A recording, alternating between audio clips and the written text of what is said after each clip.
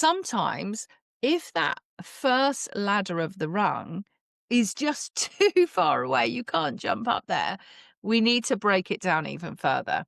So it's actually making the rungs on the ladder much smaller.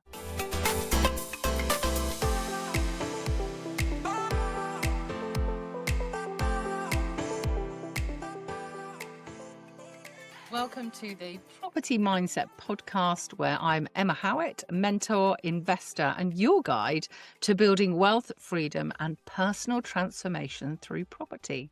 Property isn't just about bricks and mortar. It's about building a life you truly desire. In this space, we don't just talk about strategy, we deep dive into mindset.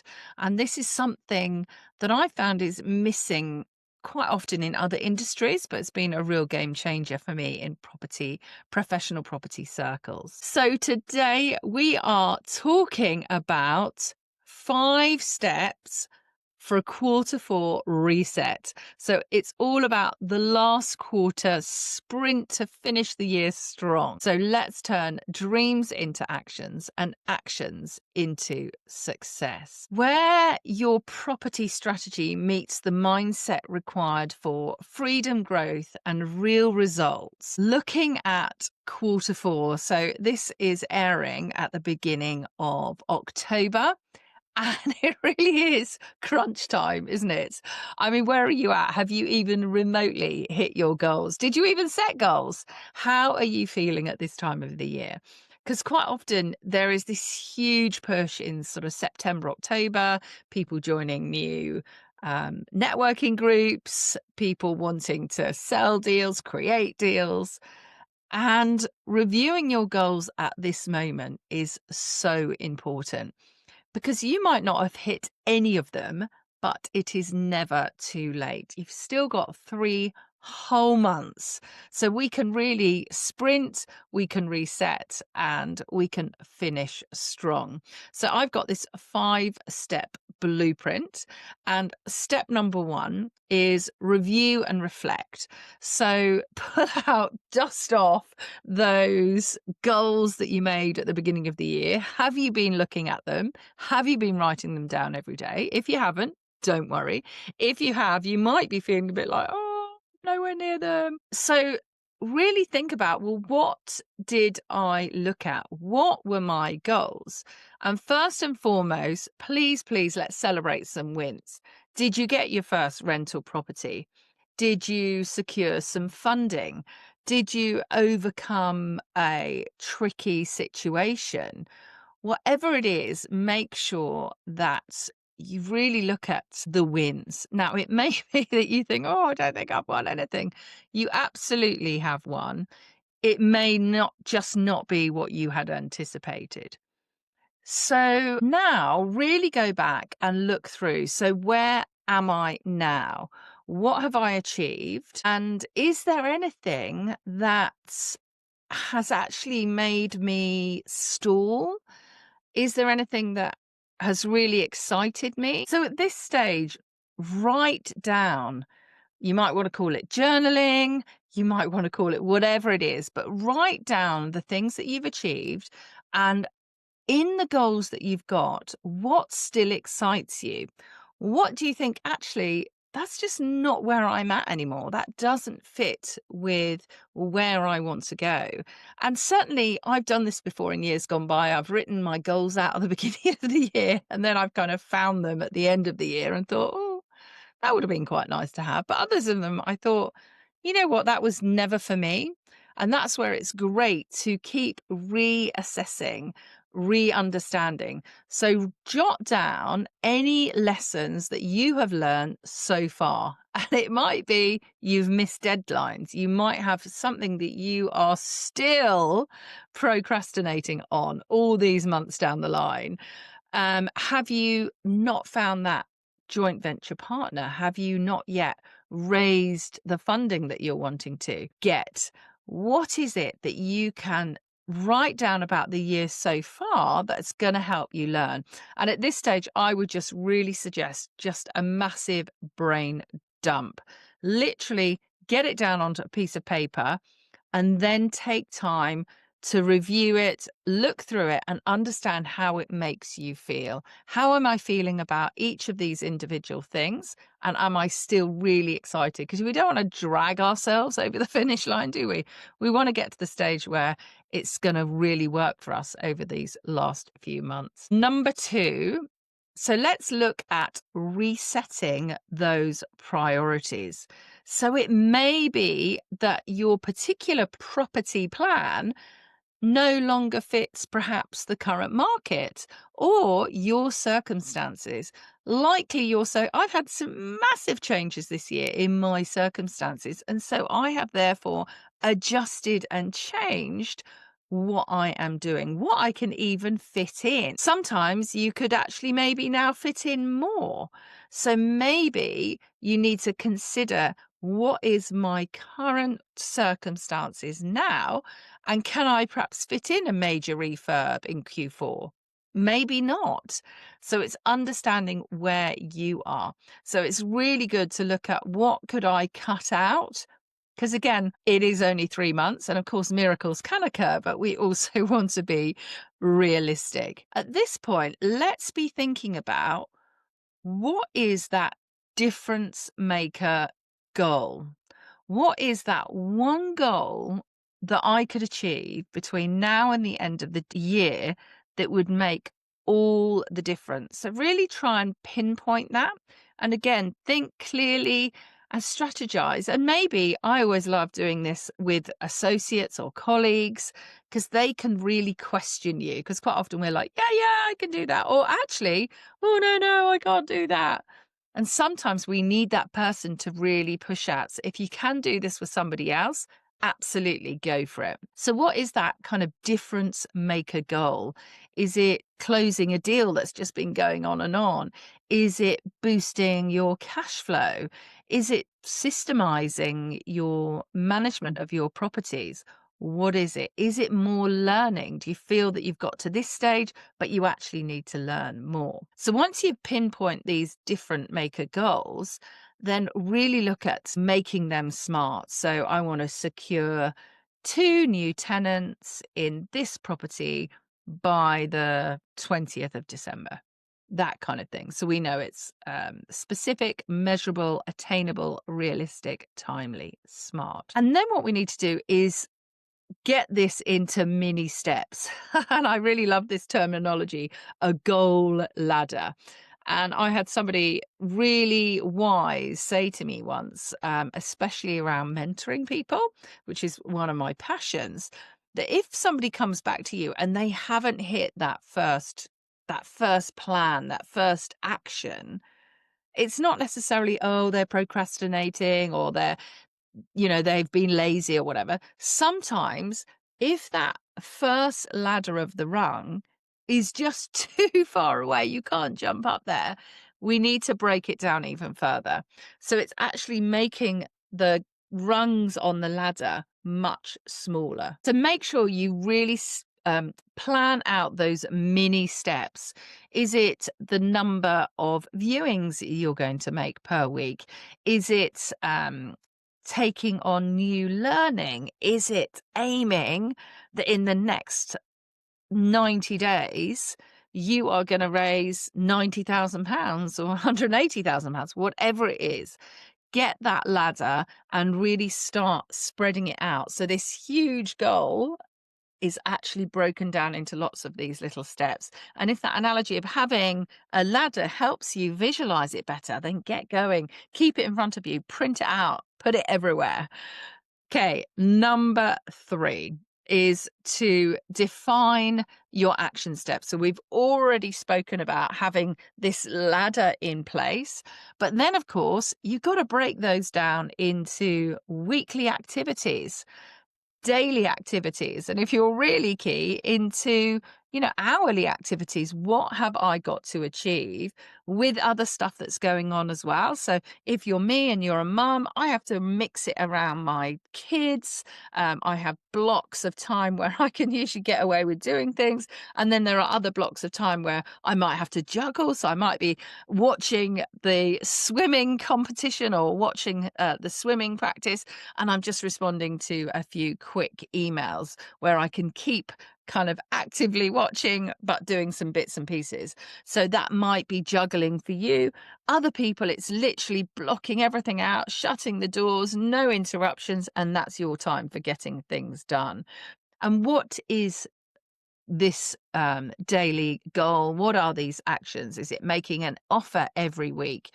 Is it scheduling a valuation? Is it reviewing your portfolio cash flow? Whatever it is, start breaking them down. So you've got your ladder. Now make your ladder into actionable steps on a daily, weekly basis. And of course, really important, make sure we track our wins. If you're ready to take your property journey to the next level, then do check out my Property Success Mindset Formula course on Udemy. Inside, you'll discover actionable strategies and exercises designed to shift your thinking, boost your confidence, and help you navigate property challenges with clarity. Whether you're just starting out or looking to break through to the next level, this course delivers the mindset tools professional investors use every day. Visit the link in the show notes to unlock your property potential. Your biggest asset is not just your portfolio, but the way you think. However small. Now, I always joke that today my kids are all still alive. That's a huge accomplishment. Sometimes just the basic things, feeding the family. Sometimes it is literally just picking up the phone and making that phone call. If you are feeling like you've got imposter syndrome, just kick it off your shoulder, tell them to go away, and think about the things that really are working for you. And I highly recommend at the end of every day, make sure you write down a minimum of 3 wins today. Okay. Because honestly, sometimes we get to the end of the day, don't we? We think, oh, I've achieved absolutely nothing. But if you look back over the day, there's always something that you've managed to do. Have you completed viewings? Did you think you actually negotiated better? Did you think you had a better conversation with your builder? Did you have a better conversation with your kids? Whatever it is. You might want to use tools for this. You can use planners. You might use an accountability group. You might have a checklist, as I said, at the end of every day, 3 wins, but really track those weekly action steps that you've broken down from your goal ladder. Step 4, my favorite, adjust your mindset. Okay, so at this stage, with such a short time frame left, that can often feel really overwhelming. And that is totally normal. But try and reframe that as a sign to actually just get focused. Okay. Really use this opportunity to brain dump, as we've talked about, and prioritize and sort everything to give you that clarity, to enable you to move past this overwhelm and just know that if you like climbing a mountain is just one step at a time, isn't it? Eating a the kids have got a joke, haven't they? How do you eat an elephant? One bite at a time. So it's literally just thinking, okay, I'm feeling overwhelmed. What can I do? If we follow these steps, if we break everything down, this is going to start helping you get that clarity. And some people, it's all about having rituals. So certainly morning gratitude. If you don't do this, please spend as much time of the day as you can in that stage of gratitude. So it might be 3 gratitude things, 5 gratitude things, 10. And again, it can just be like for me today, it's an absolutely beautiful day. It's almost like a summer's day. So be grateful for that. Have I had conversations? Have I had emails that have been what I wanted? Have I responded appropriately? Have I not got angry when something drove me mad? So really visualize what is success for you. What is it going to be? And spend time in that visualization. The more time we spend as if we have achieved, the more likely we are to get there. And remember to speak kindly to ourselves. Have that positive self talk, but be kind, guys. We can be our worst enemies. So if you are speaking to yourself and you would not say those words to your granny, to your kids, don't say it to yourself. You've got to be kind to yourself, okay? Remember, we're looking at progress, not perfection, okay? So you might have an imperfect viewing, you might have an imperfect bid on a property, a phone call, but it's still going to move you forward, okay? So the best investors learn by doing, by taking action, and absolutely not by waiting for perfection. There's just definitely not perfection. And number 5, let's sprint to the finish. Let's get there. So, what I really want you to do is look at this final quarter as a 30-day, 60-day, and 90-day sprint. Okay. So, if you're trying to close a deal, perhaps you're closing the deal in October, renovating in November, and then looking to prepare for a refinance in the new year. I love the 12-week year, and that's by Brian Moran. And it literally breaks your years down into quarters. And it is so useful to have a quarter, address it, reassess it, prepare for the next quarter, and take it like that. So if you haven't already, work out what you're going to do for the next 30 days, 60 days, 90 days. And, consistently keep coming back to it, consistently looking at those goals daily, consistently look at your goals ladder and consistently ensure that you're breaking them down into what you're doing each day. So is it kind of, what are these things you need to do? Do you need to be signing a new AST, solving some damp issues? Is it just following up on a referral from your networking group? So also remember to schedule in some downtime as well. We really, really must be able to take time to purposefully recover, because that will actually make us better in decision making, and it enables us to have that sharper negotiation. So, as a reminder, step 1, review and reflect. Step 2, reset those priorities. Step 3, really define your action steps. Step 4, adjust the mindset. And step 5, sprint to the finish.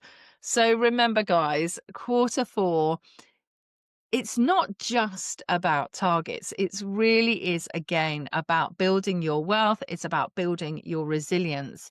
And do remember, where intention goes, energy flows. So whatever you're thinking about the most, so if you're thinking about, oh, I'm never going to achieve it, I'm never going to achieve it, you're never going to achieve it.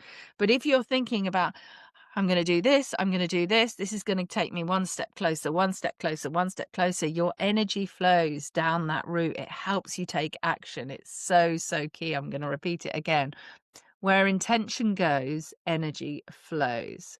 So do remember, guys, to work really hard. Take this time to actually reflect on where you're at so far this year, because taking even 30 minutes, even an hour, can dramatically change your final sprint in having a fantastic, fantastic year. So I hope you enjoyed that. 5 ways to really smash your goals in the end of this year. And remember, property isn't just about what you do. It's about how you think. When you combine a strong strategy with an unstoppable mindset, there really is no limit to what you can achieve. So do reflect on today's episode and consider, what is that one thing? I hope you're going to take lots. What is that one action that you can take this week to move you closer to your property goal? So, if today's episode has really sparked something and you're ready to face any setbacks head on, then make sure you catch up with episode number 1, Empowering Resilience: How to Bounce Back in Property. In that episode, I share the mindset tools and real stories every property investor needs to overcome obstacles, silence self doubt, transform challenges into opportunities, and you'll learn those practical skills and tips and hear sort of relatable examples of exactly how to stay strong when things get tough. So if you're really serious about finishing the year strong, no matter what, go and listen to episode 1. It really is essential. And of course, if you know anyone struggling on their property journey, please share this episode. It could be a real game changer that they need. The more people that we help, the greater our own wealth in every sense of the word. Growing this community means growing the potential that we all have to succeed together. And do remember, your mindset is your greatest property. Keep building it.